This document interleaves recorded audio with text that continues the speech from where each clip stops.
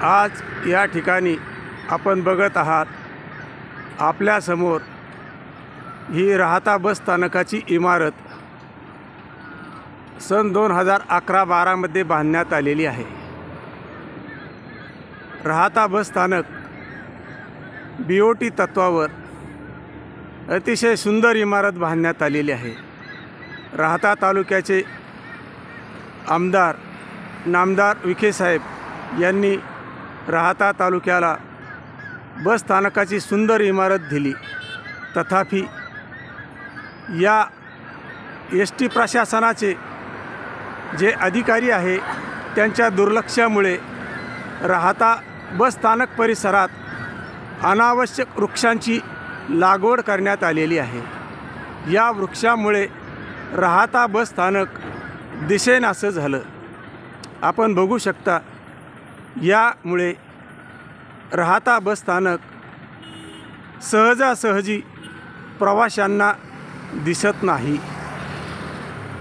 यामुळे बस स्थानकाची निर्मिती झाल्यापासून सन 2012 पासून ते 2023 पर्यंत राहता बस स्थानकामध्ये बसेस येत अथवा जात नव्हत्या।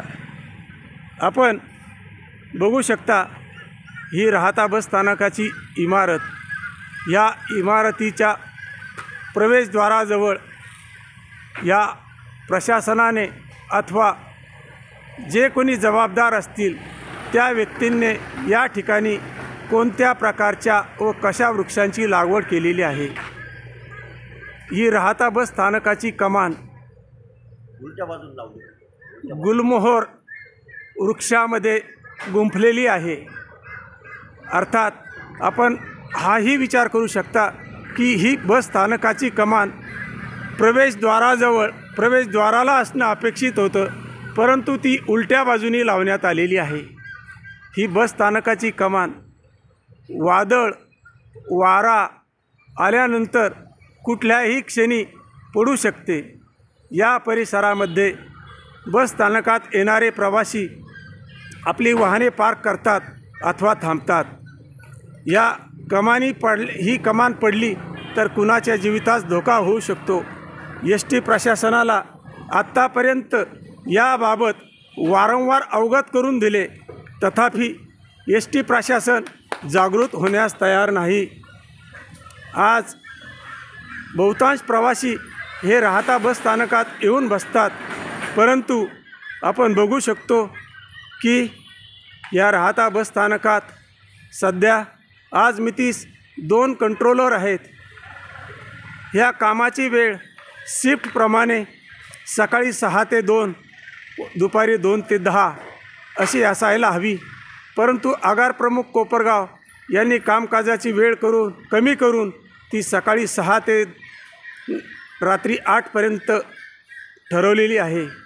अर्थात राहता हे तालुक्याचं शहर, राहता बस स्थानक हे तालुक्याचं बस स्थानक, याची निर्मिती माननीय नामदार साहेबांनी केलेला बोर्ड, या ठिकाणी उद्घाटनाचे बोर्ड लागलेले आहेत। आपण बघू शकता निवडणुकीच्या काळामध्ये ह्या बोर्डवरतीचे पेपर्स लावण्यात आलेले आहे। ज्यांनी हे सुंदर असं काम केलेलं आहे, गावाच्या भल्याचं काम केलेलं आहे, त्यांचं नाव या ठिकाणी दिसेनासं झालेलं आहे। या चांगल्या गोष्टी निश्चितच ह्या समाजाच्या लक्षात येणं अतिशय गरजेचं आहे। लोक चांगल्या गोष्टींची चर्चा करण्याचं सोडून वाईट गोष्टींची चर्चा करतात। ज्या गोष्टीमुळे विकास होतो, ज्या गोष्टीमुळे राहता शहर परिसर हा स्वच्छ सुंदर होऊ शकतो, त्या गोष्टीचा विचार न करता लोकप्रतिनिधीबाबत उलट्या गोष्टी बोलत असतात। आपण बघू शकता या राहता बस स्थानक परिसरामध्ये हे वॉटर ATM लावण्यात आलेलं आहे।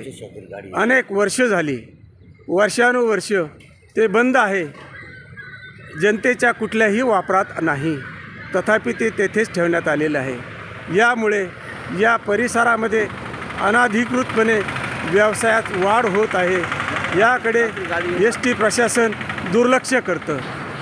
राहता शहरातील सर्व नागरिकांच्या वतीने मी ST प्रशासनास नम्र निवेदन करतो की राहाता तालुक्यातील प्रत्येक गावागावात कोपरगाव तालुका, संगमनेर तालुका अथवा श्रामपूर तालुका याप्रमाणे शालेय शिक्षणासाठी, महिलांसाठी, वृद्धांसाठी तसेच राहता न्यायालयीन कामकाजाला येण्या जाण्यासाठी विविध गावातून बसेस तात्काळ सुरू होणं अतिशय गरजेचं आहे.